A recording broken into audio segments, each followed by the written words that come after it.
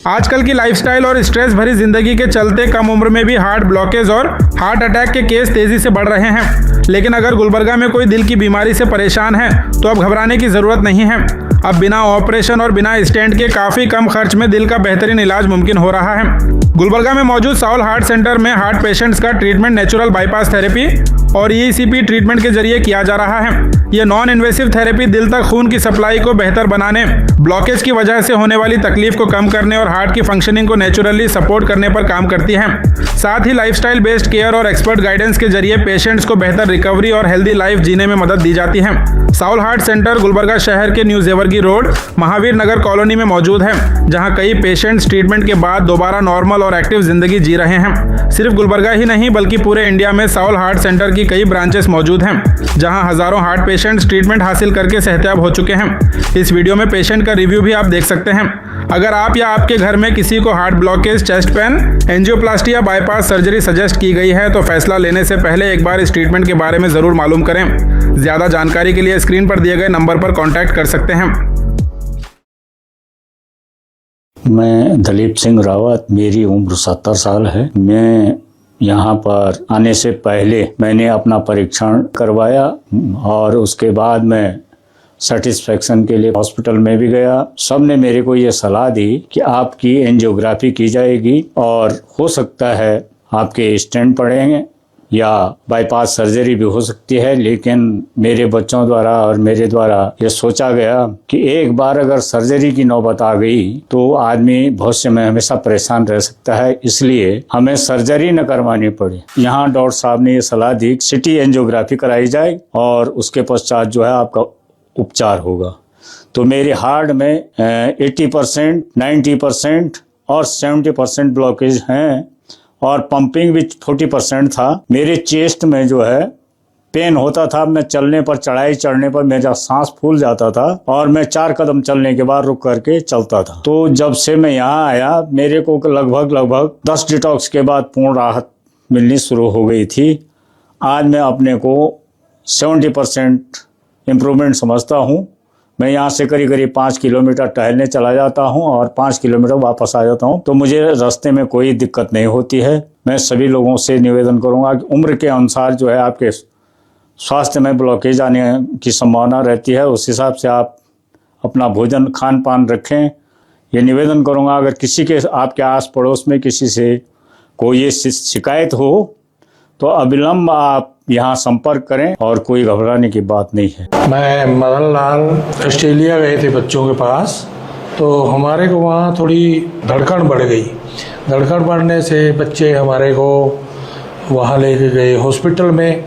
तो हॉस्पिटल में धड़कन तो ठीक हो गई, लेकिन उन्होंने फिर हमारा एंजियोग्राफी किया तो उन्होंने बताया कि आपकी एक 95 ब्लॉक है, एक 70 ब्लॉक है, 2 नसें ब्लॉक थी। तो फिर हम घर आए ऑस्ट्रेलिया में ही, तो वहाँ हमारे को हमारी बेटी है उसने हमारे को विमल छाजल जी का टीवी में प्रोग्राम दिखाया। तो हमने पूरा प्रोग्राम 1 घंटा 1.5 घंटा देखा, तो हमें विश्वास हुआ कि हाँ ये ट्रीटमेंट बिल्कुल सही रहेगा। फिर हम ऑस्ट्रेलिया से हम फिर इंडिया आए। हॉस्पिटल में हमने ट्रीटमेंट लिया। 40 दिन का ट्रीटमेंट था। 40 दिन का ट्रीटमेंट लेके हम फिर घर चले गए। तो उसके बाद हमने 6 महीने बाद फिर टेस्ट कराया ऑस्ट्रेलिया ही जाके। तो वहाँ ऑस्ट्रेलिया में हमारी ब्लॉकेज जो 95 थी वो 70 रह गई, जो 70 थी वो 40 रह गई। हमें बहुत फ़ायदा हुआ। तो डॉक्टर जी के पास अक्टूबर में आए दवाई लेने के लिए और दिखाने के लिए। तो डॉक्टर साहब कहने लगे कि 20 दिन का और ट्रीटमेंट ले लो, बूस्टर ले लो। तो हमने फिर अब 20 दिन का बूस्टर लेके हम अब जा रहे हैं। हम अब बिल्कुल ठीक है। बाकी और लोग हैं जो हमारे मेली जोली है, जो हमारे रिश्तेदार हैं, किसी को भी दिक्कत आती है तो हम उनको ये बताते हैं कि वो जो स्टड डालते हैं या बाईपास करते हैं उनसे ये बेहतर है, बहुत बढ़िया है। कोई चीराफाड़ी नहीं है, कुछ नहीं है, बहुत बढ़िया है। और परहेज करो और दवाई खाओ, बिल्कुल ठीक हो जाता है। हर कोई को मालूम होना चाहिए हार्ट की पंपिंग पावर कितना होता है और हार्ट अटैक के बाद कम हो जाती है तो कितना कम होता है, ये सारी जानकारी आपके पास होनी चाहिए। नॉर्मली हार्ट की पंपिंग पावर को हम लोग बोलते हैं इजेक्शन फ्रैक्शन। इजेक्ट बाहर फेंकना, फ्रैक्शन मतलब परसेंटेज। हार्ट जब पंप करती है तो इसमें मान लेते हैं 100 ब्लड है और ये जब पंप करने के बाद 40 रह जाती है, तो इसका मतलब 60 को उसने बाहर फेंका।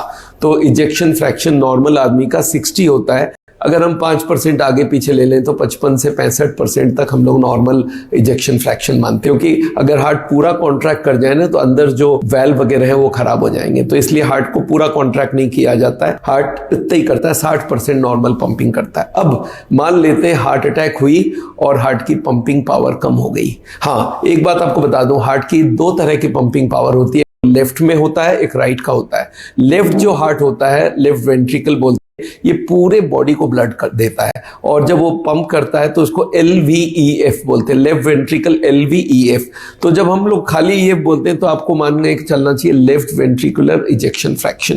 राइट वाली बहुत रेयरली डैमेज है, इसलिए राइट वाले की बात ज्यादा नहीं की जाती है। अब ये जो लो इजेक्शन फ्रैक्शन है ये क्यों होती है और इसमें तकलीफ क्या क्या होती है? इसमें होती है सांस फूल जाती है, थकान हो जाती है, इरेगुलर हार्ट बीट हो जाती है, पेट में दर्द हो सकती है और पैरों में स्वेलिंग हो सकता है।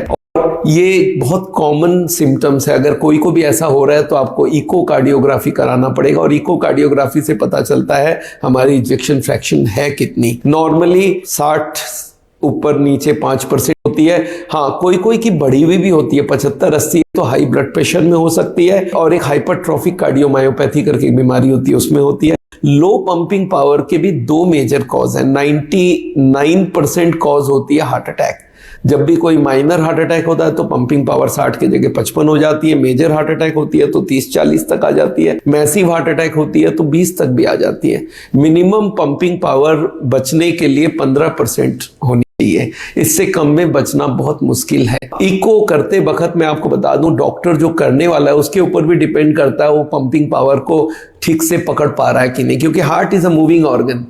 तो जब ये मूव करता रहता है तो डॉक्टर जो बैठा होता है उसका एक हाथ तो पेशेंट की छाती पे होता है, एक उसके कीबोर्ड में होता है, एक स्क्रीन में देख रहा होता है, कोई से बात भी कर रहा होता है। और हार्ट ऐसे स्पीड में चल रहा हो, जब बटन दबाते वक्त उसको हाईएस्ट में और लोएस्ट में 2 बार दबाना होता है, तो दबाते वक्त वो थोड़ा मिस्टेक कर सकता है। और इसकी वजह से क्या होता है, एक ही दिन में एक आदमी का 2-3 तरह का पंपिंग पावर मिल सकता है अगर अलग अलग डॉक्टर से करवाएं तो इसलिए इजेक्शन फ्रैक्शन में थोड़ा बहुत बदलाव होना पॉसिबल है।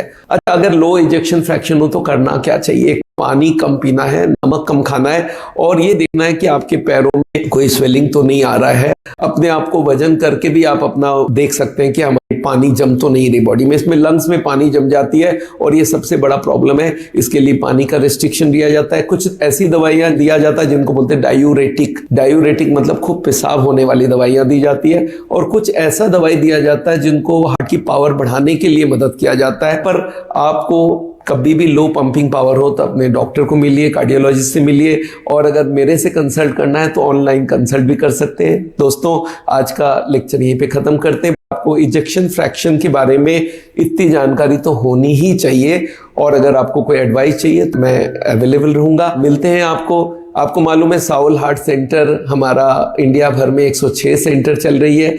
यहाँ पे हम लोग बिना बाईपास, बिना एंजियोप्लास्टी हार्ट का ट्रीटमेंट करते हैं और हमारी एक नेचुरल बाईपास या ECP करके ट्रीटमेंट होती है, उससे इजेक्शन फ्रैक्शन को बढ़ाया भी जा सकता है। तो आज के लिए यहीं पे, थैंक यू सो मच।